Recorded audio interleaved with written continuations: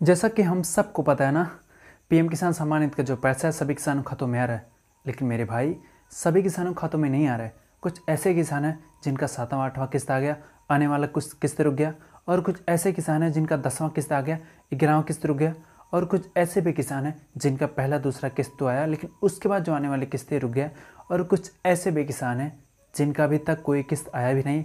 और कुछ ऐसे भी किसान हैं जिनका 11वां किस्त आ गया और 12वीं किस्त के लिए वेट करें। दोस्त, इस वीडियो में हम बात करने वालों की बहुत सारे दोस्तों का भर भर के कमेंट आ रहा है कि सर मेरे जो डाटा है इनएक्टिव हो जा रही है या फिर आरएफटी में लग गया है।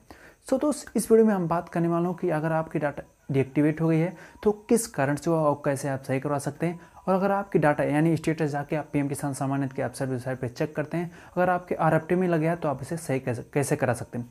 देखिए मेरे भाई, आपकी जब डीएक्टिव लगता है तो आपका मुख्य प्रमुख कारण है। पहला, अगर आप आईटीआर यानी इनकम टैक्स रिटर्न पे करते हैं, यानी आपने पहले पीएम किसान सम्मान निधि का जो पैसा ले रहे थे लेकिन बाद में कहीं ना कहीं आप आईटीआर फाइल करने लगे यानी इनकम टैक्स रिटर्न भरने लगे, तो इस वजह से भी आपका डीएक्टिवेट हो सकता है।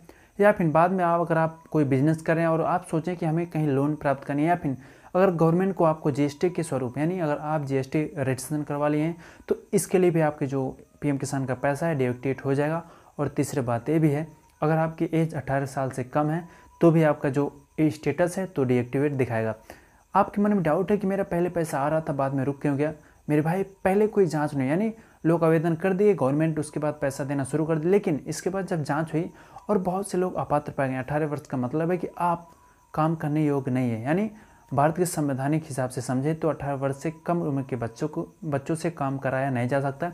इसलिए अगर आप 18 साल से कम है तो आप किसान की श्रेणी में नहीं आते।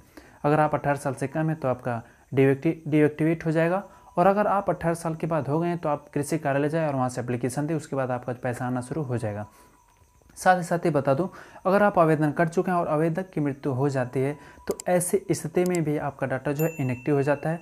और अगर आपके नाम से खेत है, जिस खेत से आपने आवेदन किया था पीएम किसान सम्मान निधि का पैसा पाने के लिए, बाद में वो खेत आप किसी दूसरे पर्सन के हाथों में यानी किसी दूसरे किसान के हाथों में बेच दिए, तो ऐसे स्थिति में आपका डीएक्टिवेट लग सकता है। तो इसके लिए क्या करना है, आप कृषि कार्यालय जा सकते हैं और वहाँ से एप्लीकेशन देके फिर से नया ऑनलाइन आवेदन कर सकते हैं, उसके बाद आपका पैसा आना शुरू हो जाएगा। तो चलिए बात करते हैं आरएफटी का। आरएफटी का मतलब है रिक्वेस्ट फॉर ट्रांसफ़र। अब आरएफटी लगता क्यों है मेरे भाई, अगर आपके डाटा यानी आधार कार्ड पे नाम मिसमैच है या फिर बैंक पासबुक के नाम अलग है और आपके आधार कार्ड पे नाम अलग, और आपके खतौनी पे आपने जिस खेत पे आपने आवेदन किया उस खेत में जो आपका नाम है आधार कार्ड से मैच नहीं करती, तो ऐसे स्थिति में सेंट्रल गवर्नमेंट यानी जो पीएम किसान सम्मान निधि का जो स्कीम है सेंट्रल गवर्नमेंट के द्वारा चलती है, यानी भारत सरकार के माध्यम से भारत सरकार राज्य सरकार से कहता है कि आप जो इतने लाभार्थी हैं यानी जिनका आरएफटी में लगा है उनकी डाटा जांच करिए। डाटा का मतलब है जो आधार कार्ड पे नेम है, बैंक पासबुक के नेम है यानी खतौनी पे नेम है, क्या ये सही है कि एक्चुअल में गलत डाटा है। यानी अगर आपने आवेदन किया क्या सही में किसान के नाम से या फिर अगर किसी दूसरे पर्सन के नाम से, अगर किसी दूसरे पर्सन के नाम से तो वहाँ से रिजेक्ट हो जाता है और आपकी जो पैसा है हमेशा के लिए रुक जाती है। लेकिन अगर आपका आरएफटी में लगा है तो आपको पेड करनी। आरएफटी का मतलब है रिक्वेस्ट फॉर ट्रांसफ़र।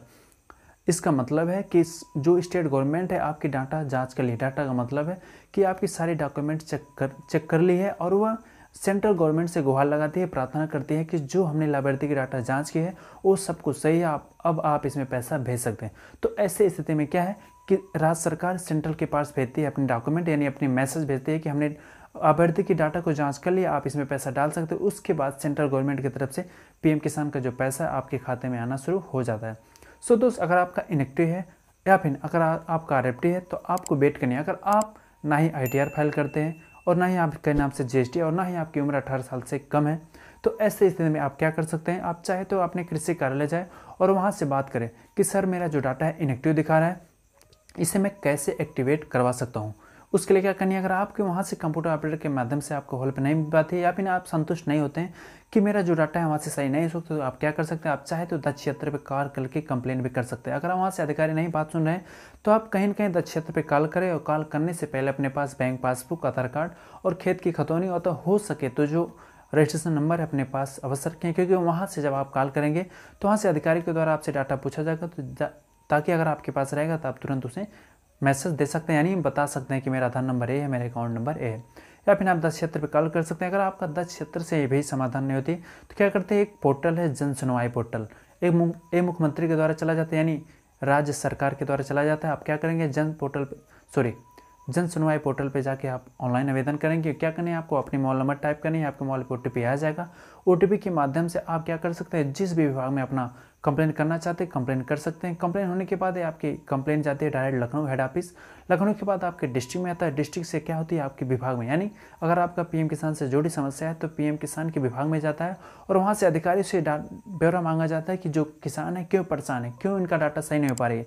तो ऐसी स्थिति में क्या होती है, अगर आपका डाटा वहाँ जाती है ऑफिस में, तो ऑफिस के माध्यम से आपके मोबाइल नंबर पे फ़ोन आते हैं। जब आपने कंप्लेन किया उसमें जो आपने मोबाइल नंबर दिया उसी नंबर पे फ़ोन आएगा कि आप आके ऑफिस में संपर्क करिए।